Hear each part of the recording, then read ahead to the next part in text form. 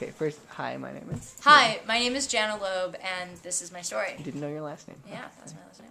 Cool. So, bizarrely enough, I don't have a sense of smell. And that's a different story, but I don't have a sense of smell. And it took me a long time to tell my parents that I didn't, because it's such a bizarre thing that I thought they probably wouldn't believe me. But I finally told them one summer between my freshman and sophomore years of college, and I was home, and they encouraged me to get it checked out and see what the problem was. So after going to an ENT and getting an MRI and finding out that it was mysterious but nothing was terribly wrong with me, they decided that maybe I could benefit from trying some acupuncture.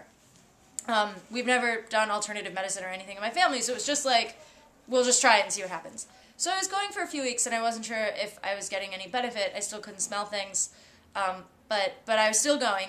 And one day I was with my parents, and we went to the shopping mall, and we were standing inside Brooks Brothers, right? So nice store, like nice clothes. My mom is buying clothes for my dad. My dad's totally disinterested, but he and I are standing together over this table of tweed blazers and cashmere sweaters and all these sort of nice fancy things. And my mom's talking with like 5 different salespeople, and I like lean over to make some remark to my dad, and I could swear that like right there over those tweed jackets, I could smell pot.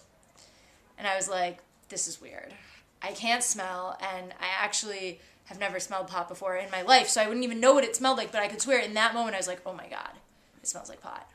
So I look at my dad and I say, Dad, have you been smoking pot? And he goes, no. Why? I was like, I know this sounds weird because I can't smell, and because I don't know what pot smells like, but I could swear that for like 2 seconds, right here, right in this spot, when I leaned in to talk to you, it smelled like pot. And he's like, sorry, I don't know what to tell you. Like, I haven't been smoking pot.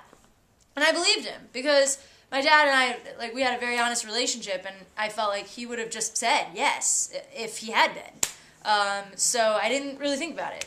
I figured, all right, well, too bad. I thought maybe this acupuncture thing was working, but it's not. A few days later, I was at home, and I was getting out of the shower, and I could smell, again, I could swear that I smelled my shampoo. You know, like when you step out of the shower, it smells like your soap and stuff like that. And for like 1 second, I could smell it. So I like run into my parents' room in my bathrobe with my towel on my head, and I'm like, Mom, Dad, I think I could smell the shampoo. But when I tried again, like I tried to smell it again, it was gone. So maybe it was, maybe I really couldn't smell. Because, I thought about that other day when I thought I smelled something too, and I was wrong. So it must not be real. And my mom and dad look at each other, and my mom says, oh no, you smelled the shampoo. And I was like, what? And I was like, maybe they'd been playing a trick on me all these years. Maybe they like knew something I didn't know. And I was like, how do you know that I smelled the shampoo?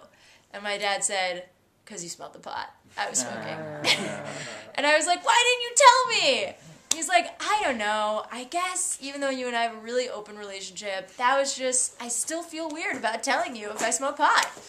And I was like, all right, I guess it's true. Unfortunately, the acupuncture didn't really work too much after that, but the message of the story is, don't do drugs. Oh. Can you smell things now? I can't really. I can't smell things, but I'm trying, and actually, tonight, for the first time in a really long time, I could swear that for a second I smelled the Vasamim at Havdalah. Yay, aw. And the message of that story is, do mitzvahs. Yay.